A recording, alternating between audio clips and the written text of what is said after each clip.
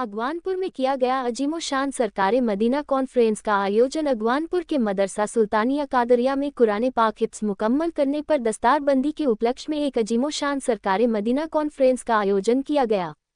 आपको बता दें कि नगर पंचायत अगवानपुर के पंचायती मदरसा सुल्तानिया कादरिया में दीनी तालीम लेने के लिए काफ़ी दूर दूर से बच्चे यहां आकर दीनी तालीम हासिल करते हैं, जो कि उसी को लेकर आज दीनी तालीम ले रहे बच्चों में से 11 बच्चों ने अपना कुरान पाक का हिफ्ज़ मुकम्मल कर लिया है, जिसमें 5 बच्चों ने कारी का कोर्स मुकम्मल किया है और 6 बच्चों ने कुरान पाक का हिफ्ज़ मुकम्मल किया है। उन्हीं बच्चों की दस्तारबंदी के सिलसिले में आज पंचायती मदरसा सुल्तानिया कादरिया की तरफ से एक अजीमोशान सरकारे मदीना कॉन्फ्रेंस का आयोजन किया गया, जिसमें अल्लामा मौलाना अमीनुल कादरी मालेगांव मुंबई से चलकर यूपी के जनपद मुरादाबाद की नगर पंचायत अगवानपुर में तारीफ लाए। हिफ्ज़ मुकम्मल करने वाले बच्चों को इस्लामी ताज पहनाकर मुबारकबाद पेश करते हुए बच्चों की हौसला अफजाई की, जिस पर हाफिजा करने वाले सभी बच्चों के परिजनों में एक बड़ी खुशी की लहर देखने को मिली, जी पर सभी बच्चों का फूल मालाओं से जोरदार स्वागत किया गया।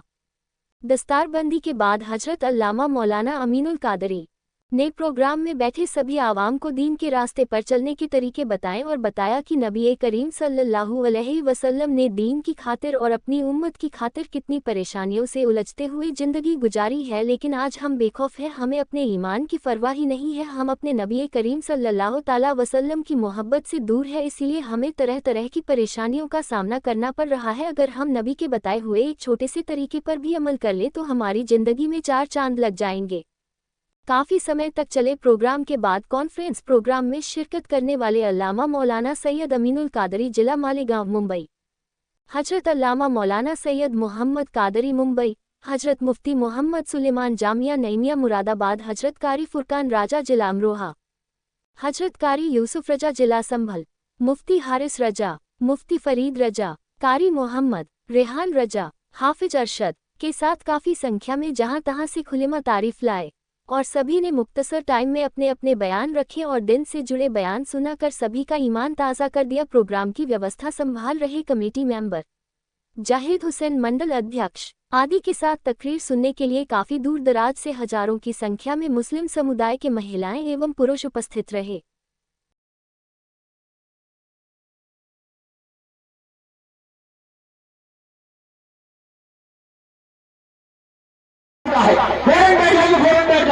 दाएं बाएं वाले भी बैठ जाए, मुफ्ती हारिस जामिया सादुल्लाह पूरी कमेटी को मुबारकबाद दीजिए। बैठ जाइए, जो चैनलों के पास में चैनल वाले भी बैठ जाए, फौरन बैठ जाए, दाएं बाएं वाले सब बैठ जाए।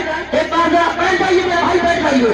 एक हाथ हजरत इमाम हसन के नाम पर, एक हाथ इमाम हुसैन के नाम पर, दोनों हाथ उठा के बोलिए या हुसैन या हुसैन।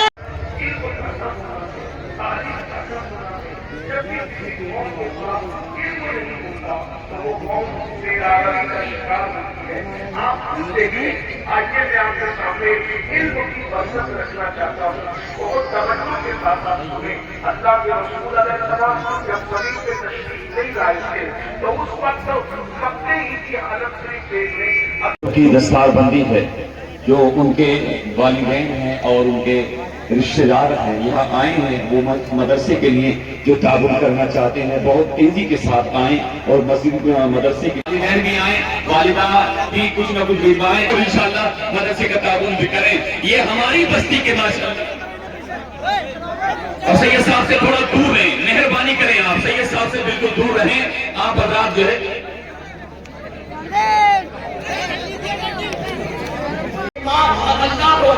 कि पहनने वाली औरत चाहे वो उसका जिस्म छोटा है या बड़ा है, उसका जिस्म दुबला है या मोटा है, इस बारे में किसी को अंदाजा न हो। इतने ढीले और इतने ढकते कपड़े पहनने चाहिए कुर्ते के हवाले से।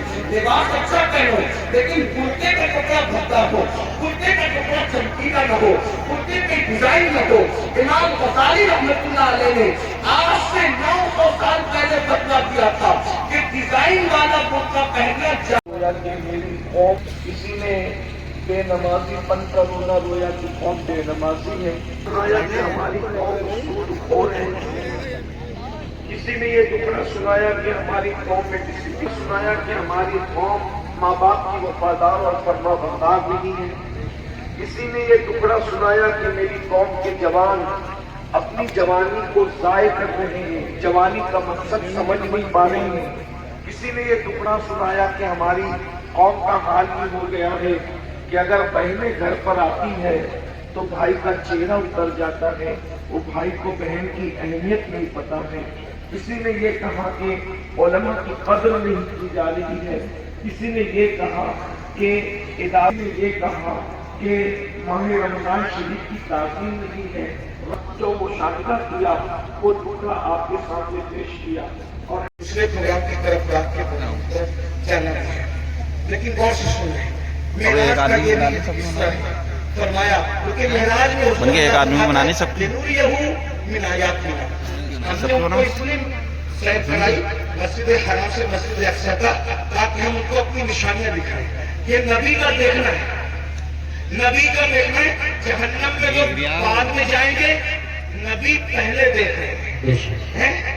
جہنم میں لوگ بعد میں جائیں گے، نبی پاک پہلے دیکھ رہے ہیں۔ توجہ کریں، یہ نبی کا دیکھنا ہے، یہ نبی کے دیکھنے کی شان ہے۔ پھر بھی کچھ لوگ کہتے ہیں کہ نبی کو غیب کی خبر نہیں۔ میں نے کہا نادان، اگر یہ غیب نہیں ہے تو پھر غیب کسے کہتے ہیں؟ حضور دیکھ رہے ہیں، جہنم میں جانے سے پہلے جہنم کو اللہ دکھا رہا ہے۔ فرماتے ہیں ہم نے دیکھا کہ جہنم کے اندر کچھ لوگوں کی چمڑیاں آگ کی قینچی سے کاٹی جا رہی، آگ کی قینچی سے، اور وہ چیخ پکار رہے اور ان کی چیخ سنی نہیں جاتی۔ کیسے سنی جا سکتی تھی؟ رحمت للعالمین ہے۔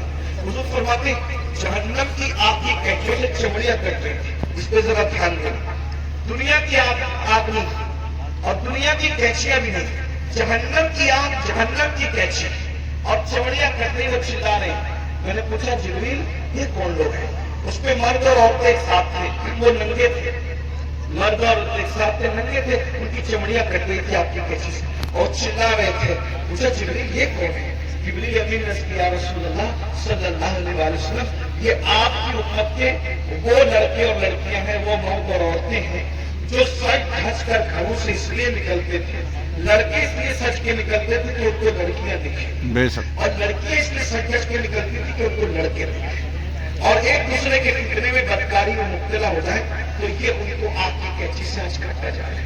دیکھیے سجنا سنورنا برا نہیں ہے، گناہ کے حوالے سے مائل میں بدکاری، ورنہ سج کے نکلنا تو میرے نبی کی سنت ہے۔ ام المومنین سیدہ عائشہ صدیقہ فرماتی ہیں کہ جب حضور گھر سے نکلتے تھے، اگر آئینہ میسر نہیں ہوتا تو حضور پانی میں اپنی شکل انور دیکھا کرتے تھے۔ تو میں کہتی تھی حضور آپ بھی واقعہ فرماتے ہیں عائشہ اللہ حسن والا ہے اور وہ حسن کو پسند کرتا ہے۔ اگر کوئی بندہ گھر سے سج سنور کر زینت کے ساتھ نکلتا ہے تو جس کے پاس جاتا ہے اس کی بھی اور جو جاتا ہے اس کی بھی اللہ دونوں کی مغفرت فرما دیتا ہے۔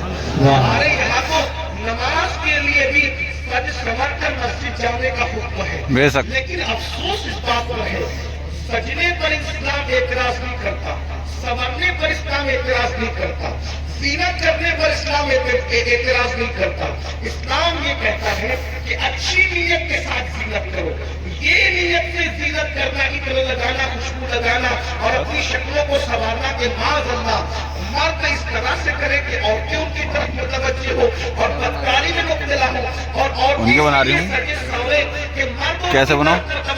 زوم کر کے کریں مبتلا ہو جائے۔ میرے آقا صلی اللہ علیہ وسلم کی کنیزوں سے ایک بات کہنا چاہتا ہوں، سنورنا عورتوں کو ضرور ہے لیکن باہر نکلنے کے لیے نہیں بلکہ اپنے شوہر کے لیے۔ یہاں تک فرمایا گیا جو عورت اپنے شوہر کا دل خوش کرنے کے لیے بنتی اور سنورتی ہے، اللہ تبارک و تعالیٰ ایسی عورت کو نفل نماز پڑھنے سے زیادہ ثواب عطا فرماتا ہے۔ لیکن یہاں بازار میں جانے کے لیے نہیں سنورنا، ولیمے میں جانے کے لیے نہیں سنورنا، باہر نکلنے کے لیے نہیں سنورنا۔ عورت کو اگر سنورنا ہے تو شوہر کے لیے سنورنا ہے۔ اور ایک بات بھی اپنی بہنوں سے کہتے ہیں، اللہ کے رسول علیہ السلام نے تو یہاں تک فرمایا جو عورت اتنا خوشبو لگا کر